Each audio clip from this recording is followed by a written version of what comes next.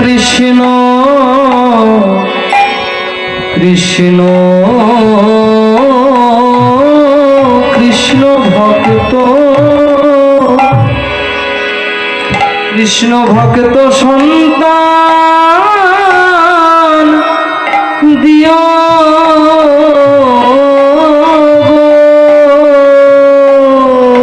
সে যেন তোমার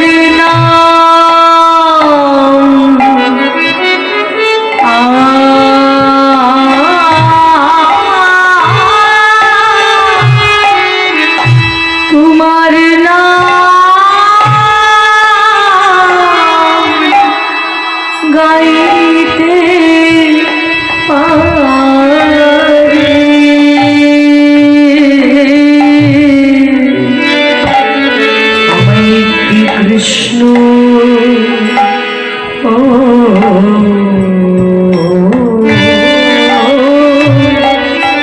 কৃষ্ণ ভক্ত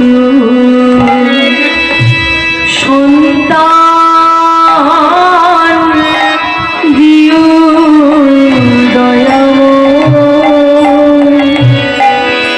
সে যেন প্রাণে ভরে না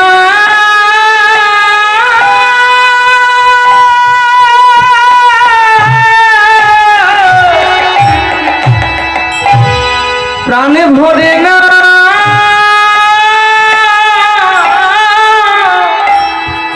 গাইতে পারে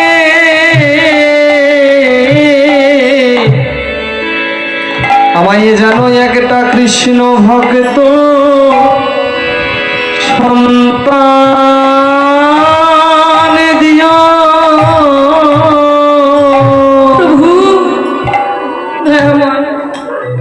সারাটা জীবন তো আমি কলুর বলদের মতো খেতে গেলাম, চাইতেও তোমার নাম আমি করতে পারলাম না, চাইতেও তোমার সেবা আমি করতে পারলাম না। তাই দয়াময় তুমি আমায় এমন একটি সন্তান দিও যে তোমার সেবা করতে পারবে, যে তোমার নাম করতে পারবে। আমরাও ভগবানের কাছে যাই, আমরাও ভগবানের কাছে চাই, কিন্তু কি চাই? আজকে আমাদের যদি ওরকম দৈন্য অবস্থা হতো, আমরা বলতাম হে ভগবান, তুমি তো কৃপা করে 3টে পুত্র সন্তান তো দিয়েছো, তা একজনকে ইঞ্জিনিয়ার বানিয়ে দাও, একজনকে ডাক্তার বানিয়ে দাও, একজনকে উকিল বানিয়ে দাও, তাহলে আমার বাড়িতে আর টাকা পয়সার অভাব হবে না। কিন্তু কৃষ্ণমণ্ডল তা পারলেন না। কেন পারলেন না? কারণ শাস্ত্রে বলে আত্মেন্দ্রিয় প্রীতিবাঞ্ছা তারে বলি কাম, কৃষ্ণেন্দ্রিয় প্রীতিবাঞ্ছা ধরে প্রেম নাম। আমরা ভগবানকে ভালোবাসি আমাদের সুখের জন্য, কিন্তু যারা ভক্ত তারা ভগবানকে ভালোবাসে ভগবানের সুখের জন্য। আজ কৃষ্ণমণ্ডল সেও আজকে জগন্নাথ ধামে গিয়ে চাইলেন কি না একটি কৃষ্ণ ভক্ত সন্তান। ফিরে এলেন মেদিনীপুর জেলার ধারেন্দা বাহাদুরপুর গ্রামে। ফিরে এসেই চিৎকার করছে, দুরিকা দুরিকা, আমি ফিরে এসেছি দুরিকা। বলে স্বামী এসেছো? আরে দাঁড়া দাঁড়া, তোমার চরণটা একটু ধৌত করে দিই। এই বলে দুরিকা 1 ঘটি জল এনে স্বামীর চরণটা ধুয়ে দিচ্ছে। এখনকার দিনে বাবা আবার এসব করতে গেলে হাসবে, এখনকার মেয়েরা হাসবে। বাবা পায়ে হাত কেন দিতে যাবো? তুমি আবার পায়ে হাত দাও। এখন আবার দেখেছি একটা ট্রেন্ড উঠেছে কি না, ভাত কাপড়ের অনুষ্ঠানে স্ত্রী যখন স্বামীকে প্রণাম করছে, স্বামী আবার ঘুরে তার স্ত্রীকে প্রণাম করছে। ভালো কথা, নিজের স্ত্রীকে সম্মান করা সে খুবই ভালো কথা, কিন্তু সেই স্ত্রীকেও তার স্বামীর মর্যাদা দিতে হয়। স্বামীকে সেবা করলে অন্য কিছু করতে হবে না। সংসারে থেকে ভগবানকে পেতে হলে তোমাকে প্রত্যেকদিন ভগবানকে ভোগ লাগাতে হবে না, তোমাকে প্রত্যেকদিন ভগবানকে ফুল জল দিতে হবে। তুমি যদি নিজের স্বামীকে মন থেকে ভালোবাসো, তাতেও তুমি ভগবানকে পাবে। এখন হয়তো তোমাদের মনে হবে যে কীর্তনী আসরে দাঁড়িয়ে বড় বড় কথা বলছে। আরে বাবা, এগুলো আমার কথা নয়, এগুলো প্রমাণ আছে। এই তো বীরভূমের জয়দেব পদ্মাবতী ধাম, পদ্মাবতী ভগবানকে পেলেন, ভগবানের চরণ সেবা করলেন কি করে? নিজের স্বামীকে সেবা, নিজের স্বামীকে ভালোবেসে সম্মান করে সে ভগবানের সেবা করলেন। ভগবান বুঝিয়ে দিলেন যে কলির জীব এত কষ্ট করতে হবে না, ভগবানকে পেতে কষ্ট করতে হবে না, শুধু নিজের ভালোবাসার মানুষটাকে যদি তুমি মন প্রাণ উজাড় করে ভালোবাসতে পারো তাতেও তোমার ভগবান না। আজকে দুরিকা তার স্বামীর চরণটা ধৌত করছে কেন জানো মা? কারণ আগেকার দিনে তীর্থ করে এলে সে যেই হোক না কেন, স্বামী হোক, পাড়া হোক, প্রতিবেশী হোক, তার চরণটা ধুয়ে দিলে বলতো নাকি যে সে তীর্থে গিয়ে যতটা না পুণ্য অর্জন করেছে তার দ্বিগুণ পুণ্য অর্জন যে চরণ ধৌত করলো তার হলো। তাই দুরিকা চরণটা ধৌত করে দিল। ধৌত করতে করতে কৃষ্ণমণ্ডল বলল, দুরিকা জানো, আমি সংসারের দুঃখ কষ্টের কথা কিছুই জানাতে পারি না। আমি জগন্নাথ ধামে গিয়ে চেয়েছি যে হে জগন্নাথ, তুমি আমাকে একটি কৃষ্ণ ভক্ত সন্তান দিও। শুনেছি নাকি বংশে যদি একজন কৃষ্ণ ভক্ত হয় তবে নাকি তার 14 পুরুষ উদ্ধার হয়ে যায়। একজন যদি কৃষ্ণ ভক্ত হয় তবে নাকি তার 14 পুরুষ উদ্ধার হয়ে যায়। দুরিকা বলে উঠল, বাহ স্বামী, বাহ, তুমি খুব সুন্দর চেয়েছ। আরে বাবা, জগন্নাথের কৃপায় আমরা দুবেলা দুমুঠো খেতে তো পাই রে বাবা, কিন্তু তার কৃপা ছাড়া তো বাড়িতে কৃষ্ণ ভক্ত সন্তান আসে না। তুমি খুব সুন্দর চেয়েছ। তাই জেনে রাখুন মায়েরা, সব স্ত্রী কিন্তু সহধর্মিণী হতে পারে না। সহধর্মিণী কাকে বলে জানো? যে নিজের স্বামীকে ধর্মের পথে চালনা করে তাকে বলে সহধর্মিণী। তাই আজ সেই দুরিকাও হলেন সহধর্মিণী। আজকে এই যে জগন্নাথ ধামে গিয়ে কৃপা প্রার্থনা করলেন, স্বয়ং জগন্নাথ দেব কৃপা করলেন, আর সেই কৃপা ফলে দুরিকা হলো অন্তঃসত্ত্বা। 10 মাস 10 দিন কেটে গেল, তার কোল আলো করে এলো ছোট্ট ফুটফুটে একটা পুত্র সন্তান। ওগো ধারের দাঁতে জনমিলা শ্রী দুঃখী মণ্ডল, ধারের দাঁতে জনমিলা শ্রী দুঃখী মণ্ডল, দাঁতে জনমিলা শ্রী দুঃখী মণ্ডল, ধারের দাঁতে জনমিলা শ্রী দুঃখী মণ্ডল। মাতার নাম, ওগো মাতার নাম দুরিকা, পিতা কৃষ্ণ মণ্ডল। ওগো মাতার নামে দুরিকা, পিতা কৃষ্ণ মণ্ডল, মাতার নামে দুরিকা, পিতা কৃষ্ণ মণ্ডল। পুত্র হেরি পিতা মাতার আনন্দ না ধরে, পুত্র হেরি পিতা মাতার আনন্দ না ধরে গো, ওগো পুত্র হেরি পিতা মাতার আনন্দ না ধরে। পরাপ্রতি ও মাইরা, দেখবেন কোন গরিবের ঘরে যদি একটা পুত্র সন্তানের জন্ম হয় তবে শুধুমাত্র মা বাবা নয়, একেবারে পাড়া প্রতিবেশী সবাই মনে মনে চিন্তা করে, যাক বাবা একটা ছেলে সন্তান হয়েছে। যদিও এখনকার দিনে ছেলে মেয়ে কোনো বিভাগ নেই মা, কিন্তু আগেকার দিনে মেয়েদের বিদায় দিতে হলে অনেক কম দিতে হতো বাবা মাদের। তাই মনে মনে ভাবতো তার থেকে ছেলে হওয়া ভালো, তাই না? তাই আজকে কি করছে, ওগো পাড়া প্রতিবেশী সবে জয়ধ্বনি করে, পাড়া প্রতিবেশী সবে জয়ধ্বনি করে, পাড়া প্রতিবেশী সবে জয়ধ্বনি করে। শঙ্খধ্বনি উলুধ্বনি, শঙ্খধ্বনি উলুধ্বনি করে নারীগণ, শঙ্খধ্বনি উলুধ্বনি করে নারীগণ। কি আনন্দ হলো ভাই,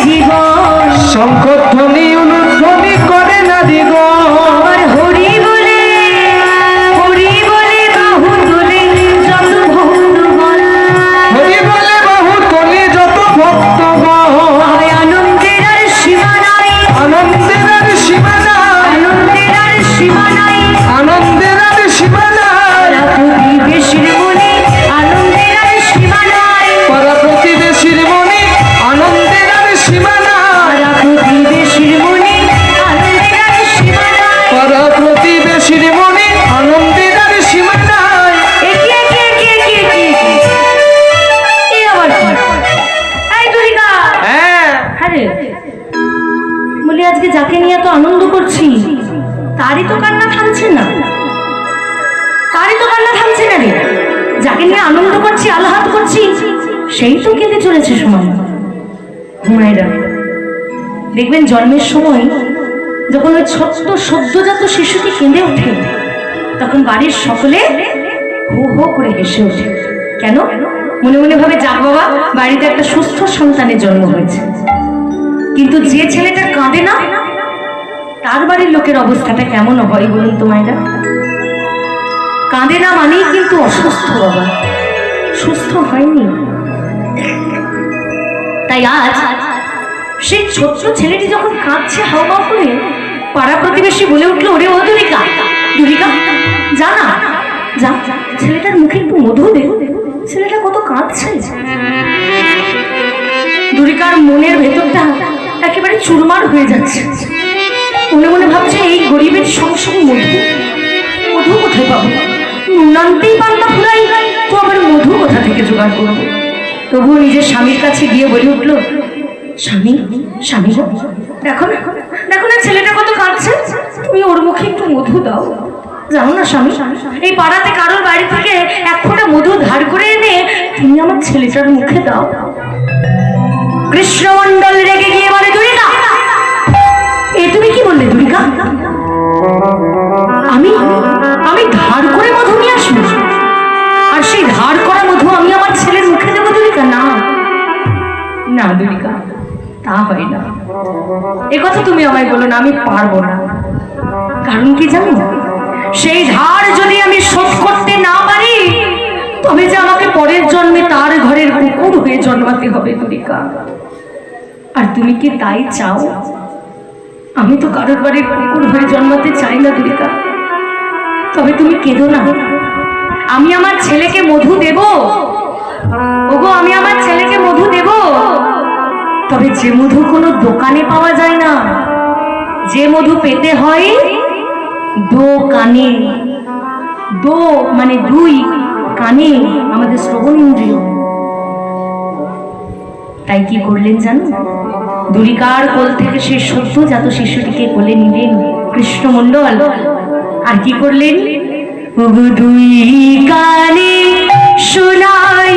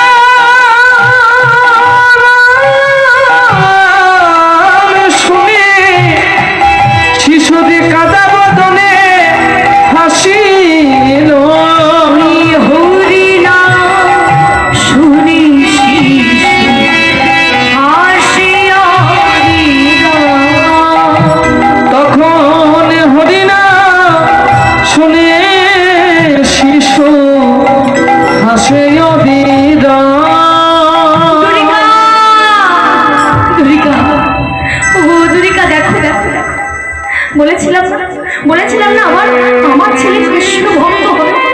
ওহো দুরিকা, আমি ওই জগন্নাথ ধামে গিয়ে ভিক্ষা পরীক্ষা করে এনেছি আমার এই সন্তান।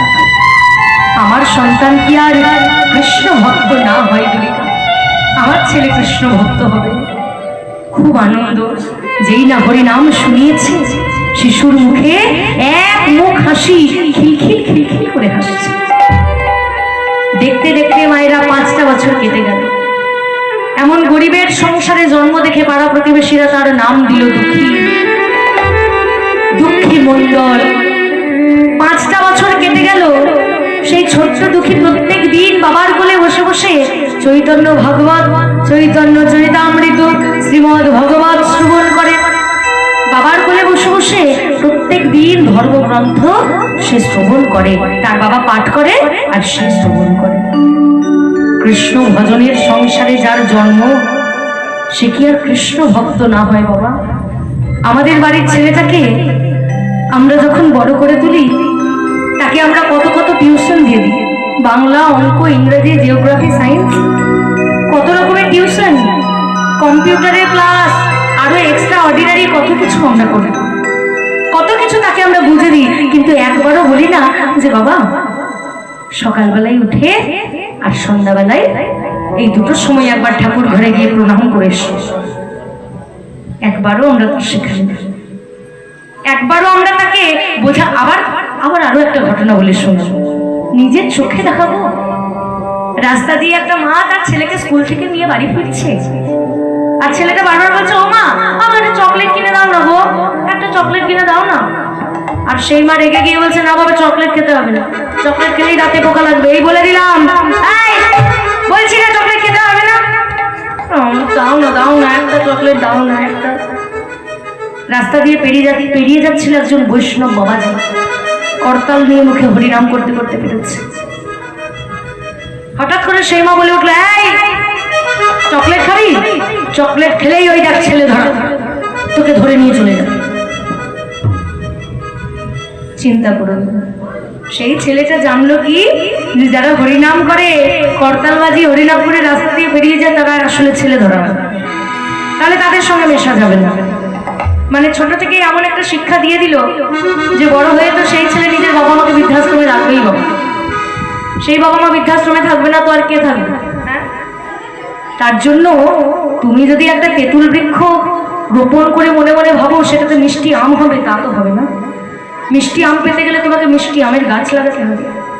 আগে মিষ্টি আমের গাছটা রোপণ করো, তারপর তুমি মিষ্টি আম খাবে। ঠিক তেমন ছোট্ট থেকে যখন নিজের বাবাকে মাকে এমন ভক্তি রাজ্যে দেখলো দুঃখী, সে তো ভক্ত হবেই। আস্তে আস্তে ছোট্ট দুঃখী বড় হচ্ছে, 5 বছর বয়স। বাবার কোলে বসে বসে সমস্ত ধর্মগ্রন্থ সে শ্রবণ করে। একদিন হঠাৎ বাবার মুখে শুনতে পেল কি, যে সংসারের মূল ধর্ম হলো ভগবানের সেবা, ভগবানের আরাধনা। এইটা তার কানে শুধু নয়, এটা তার মনের মধ্যে ঢুকে গেল। আর মনে মনে চিন্তা করে, কি সংসারের মূল ধর্ম যদি ভগবানের সেবা আরাধনা হয়ে থাকে, তাহলে আমি সংসারে থেকে নয়, সংসারের বাইরে গিয়ে ভগবানের সেবা করব। আর আমার বাবা মা তাদেরকে সেবা করার জন্য তো আমার 3 জন দাদা রয়েছে। তাদেরকে সেবা করার জন্য তো 3 জন দাদা রয়েছে, তারা করবে। আমি না হয় ভগবানের সেবাই করি। এই বলে ছোট্ট দুঃখী রাত্রিবেলা অন্ধকারে নিজের পিতাকে, মাতাকে, সকলকে বিদায় জানিয়ে চলে যাচ্ছে। রাত্রিবেলা অন্ধকার, কেউ কোথাও নেই, কিন্তু মনে মনে নিজের পিতাকে, মাতাকে প্রণাম জানালেন। জননী জন্মভূমিষ্ঠ স্বর্গাদপি গরি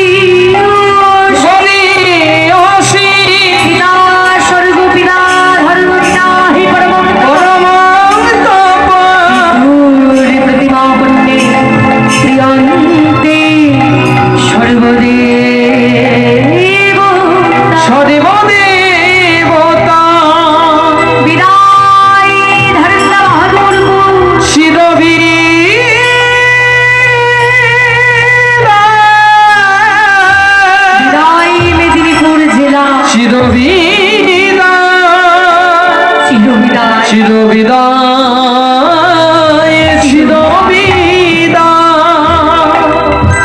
রাত্রিবেলা অন্ধকারে বিদায় জানিয়ে ছোট্ট দুঃখী চলে যাচ্ছে কোথায় না নবদ্বীপের পথে। বাবার মুখে শুনেছিল যে আমাদের প্রাণের ঠাকুর হলো গৌর হরি, সে তো আর নবদ্বীপে নেই, তবে তার কিছু কিছু অন্তরঙ্গ ভক্তরা নবদ্বীপে রয়ে গেছে। বাবার কথা শুনে সেই ছোট্ট দুঃখী ভক্তদের সঙ্গ লাভ করতে যাচ্ছে। হঠাৎ করে রাস্তায় একজন বয়স্ক দাদুকে পেয়ে জিজ্ঞাসা করে উঠলো, ও দাদু, দাদু, দাদু গো, বলতে পারো ওই নবদ্বীপটা? ও দাদু, হ্যাঁ, সোজাই চলে যা বাবা, একদম সোজাই চলে যাবি। সোজা গিয়ে যেখানে দেখবি হরিনাম সংকীর্তনের আওয়াজ উঠছে না, ভেবে নিবি ওটাই নবদ্বীপ। ওটাই হ্যালো। নবদ্বীপ? ওটাই নবদ্বীপ? বাবা, এটাই প্লেন হয়ে গেল। তাই যেই না বলা অমনি ছোট্ট দুঃখী চলে গেলেন নবদ্বীপ ধাম। সেখানে গিয়ে হৃদয় চৈতন্য ঠাকুরের চরণে আছাড়ে খেয়ে পড়লেন। নামগুলো মনে রাখতে হবে বাইরে। হৃদয় চৈতন্য ঠাকুর, যার গুরুদেবের নাম হলো গৌরীদাস পণ্ডিত। গৌরীদাস পণ্ডিতের নাম করা শিষ্য ছিল হৃদয় চৈতন্য ঠাকুর। সেই কথা আমরা পরেও আলোচনা করব। হৃদয় চৈতন্য ঠাকুরের চরণে যেই না দুঃখে আছাড় খেয়ে পড়লো, গুরুদেব,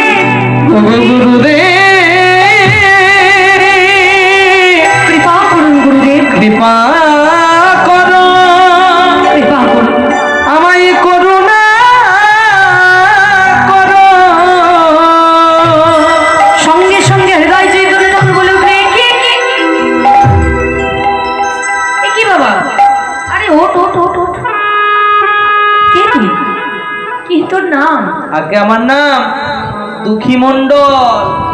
দুঃখী? হ্যাঁ। তা বাবা আমার কাছে কেন এসেছিস? আমি বাবা মাকে ছেড়ে দিয়ে চলে এসেছি। বাবা মাকে ছেড়ে দিলি? হ্যাঁ, আর এখানে এসেছিস? কৃষ্ণ সেবা করব, আপনার কাছে দীক্ষা নিতে চাই। আমার কাছে দীক্ষা নিবি বাবা? হ্যাঁ। বাহ, শুনে তো ভালো লাগলো যে তুই এইটুকু বয়সে বাবা মাকে ছেড়ে কৃষ্ণ ভজনে যুক্ত হয়েছিস, শুনতে ভালো লাগলো। কিন্তু বাবা, দীক্ষা দাও বলে চরণে আছাড় খেয়ে পড়ে কাঁদলেই যে আমি দীক্ষা দিয়ে দেব, এমন গুরুদেব তো আমি নই। আমার কাছে দীক্ষা নিতে গেলে আগে বাবা পরীক্ষা দিতে হবে। পরীক্ষা? কিসের পরীক্ষা? না কৃষ্ণ ভজনের যোগ্য কিনা তার পরীক্ষা। আগে আমি যাচাই করে দেখবো যে তুই কৃষ্ণ ভজন করতে পারিস কিনা, আদেও তুই কৃষ্ণ সেবার যোগ্য কিনা, তারপর আমি তোকে দীক্ষা দেবো। বলে গুরুদেব আমি রাজি, আমায় কি পরীক্ষা দিতে হবে বলে দিন। একটা মাটির কলসি দুঃখীর হাতে দিয়ে বললো, এই দুঃখী, এই দেখ, এই মাটির কলসি নিয়ে প্রত্যেক দিন গঙ্গা থেকে জল আনবি আর তুলসী বাগান সিঞ্চন করবি। আর যখনই সময় পাবি, এই দেখ নামের মালা দিলাম, এই নামের মালাই প্রত্যহ হরিনাম মহামন্ত্র তুই জপ করবি, কেমন? দুঃখী বলে বেশ ঠিক আছে, তাই হবে। তাই ছোট্ট দুঃখী প্রত্যেক দিন গঙ্গা থেকে জল আনে, তুলসী বাগান সিঞ্চন করে, আর সময় পেলেই নামের মালাই নাম জপ করে। আর আজও সেই ছোট্ট দুঃখী তাই করছে। কি করছে? জয় জয়, মাথায় কিন্তু কলসিতে করে জল আনছে আর গান করছে, জয় জয় শ্রী গুরু প্রেম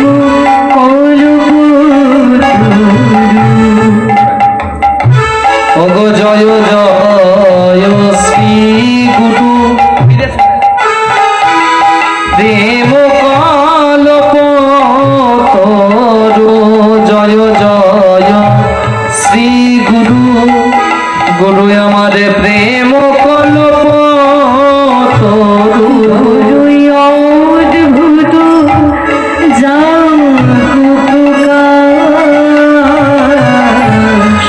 অদ্ভুত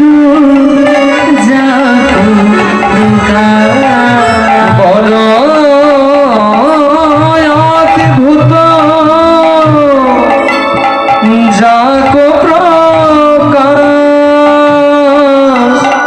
বড় অদ্ভুত যাকো প্রকাশ। এই যে ছোট্ট দুঃখী প্রত্যেকদিন মাথায় করে জল আনছে, পাড়ার কিছু কিছু কাকিমারা সেটাকে দর্শন করেছে। আর দর্শন করে হঠাৎ একদিন দুঃখীর কাছে এসে বলছে, এই ছেলে আয়। হ্যাঁ, কি হয়েছে গো মায়েরা?